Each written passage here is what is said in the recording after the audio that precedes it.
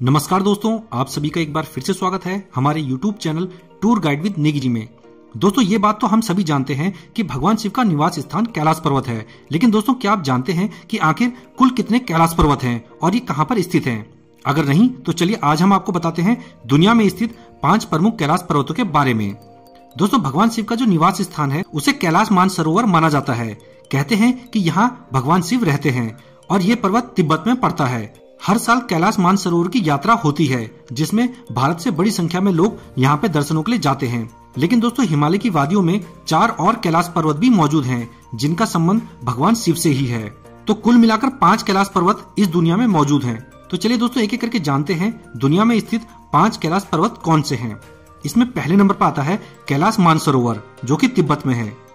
दोस्तों, भगवान शिव का निवास स्थान कैलाश मानसरोवर को ही माना जाता है। कहते हैं कि यहाँ पर स्थित कैलाश पर्वत पर ही शिव जी निवास करते हैं।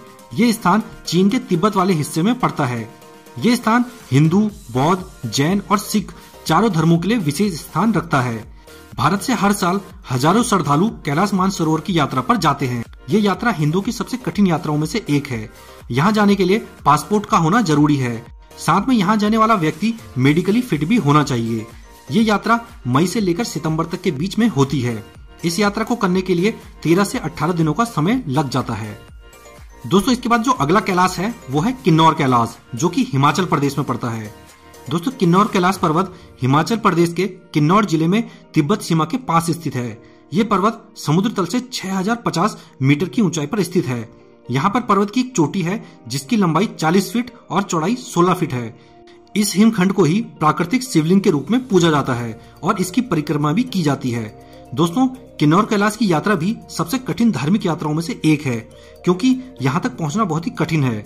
हिंदू धार्मिक मान्यताओं के अनुसार भगवान शिव और माता पार्वती का मिलन इसी स्थान पर हुआ था। यहाँ की यात्रा जुलाई से लेकर अगस्त तक के समय में होती है, जिसे पूरा करने में 2 से 3 दिनों का समय लगता है।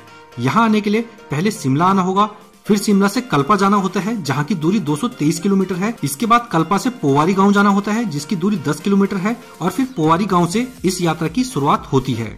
दोस्तों, इसके बाद अगला कैलाश है श्रीखंड कैलाश। ये भी हिमाचल प्रदेश में ही पड़ता है। दोस्तों, वैसे तो पूरा हिमालय क्षेत्र ही भगवान शिव का निवास स्थान माना जाता है और इस हिमालयी क्षेत्र में ही पड़ता है श्रीखंड कैलाश। दोस्तों, श्रीखंड कैलाश हिमाचल प्रदेश में पड़ता है। दोस्तों, यहाँ की यात्रा अमरनाथ और केदारनाथ यात्रा से भी कठिन होती है।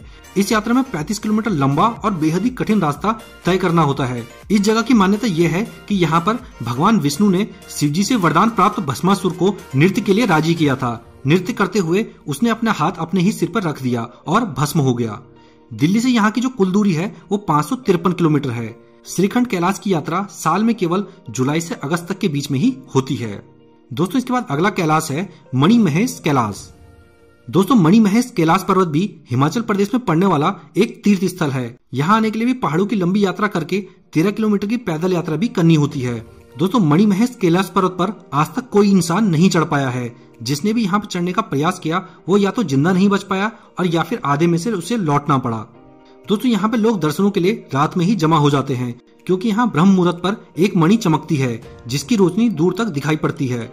क्योंकि जैसे ही ब्रह्म मुहूर्त पर सूरज की किरणें इस पर्वत पर पड़ती हैं, ये पर्वत मणि की तरह चमकने लगता है। यही कारण है कि इस पर्वत को मणिमहेश पर्वत कहते हैं।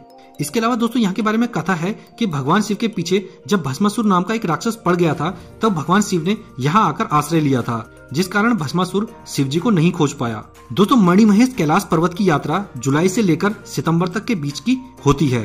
दोस्तों, इसके बाद 5वां कैलाश आता है आदि कैलाश, या जिसे छोटा कैलाश भी कहते हैं। ये पर्वत उत्तराखंड के पिथौरागढ़ जिले में पड़ता है। इस पर्वत के दर्शन मात्र से ही भक्तों को कैलाश मानसरोवर का पुण्य प्राप्त होता है। ये पर्वत समुद्र तल से 5945 मीटर की ऊंचाई पर स्थित है और इस जगह का नजारा प्राकृतिक खूबसूरती से भरपूर है। पौराणिक कथाओं के अनुसार जब भगवान शिव माता पार्वती से विवाह के लिए जा रहे थे तो उन्होंने इस स्थान पर पड़ाव डाला था, जिस कारण ये स्थान बेहद ही पवित्र माना जाता है। आदि कैलाश पर्वत की यात्रा जून से लेकर सितंबर तक चलती है। यहाँ आने के लिए पिथौरागढ़ के धारचूला आना होता है और करीब 3-4 दिनों की यात्रा के बाद आदि कैलाश के दर्शन होते हैं।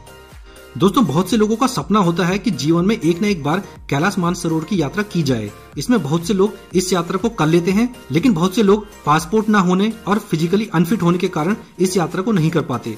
तो वो लोग भारत में स्थित इन 4 कैलाश पर्वतों की यात्रा कर सकते हैं। इन सभी पर्वतों का महत्व भी कैलाश मानसरोवर के समान ही है। दोस्तों आपको जानकारी कैसी लगी हमें कमेंट करके जरूर बताना। वीडियो अच्छा लगा हो तो वीडियो को लाइक और हमारे चैनल को सब्सक्राइब भी जरूर कर लें, ताकि आपको आगे भी ऐसे ही वीडियोस मिलते रहें। वीडियो में लास्ट तक बने रहने के लिए धन्यवाद। जय हिंद।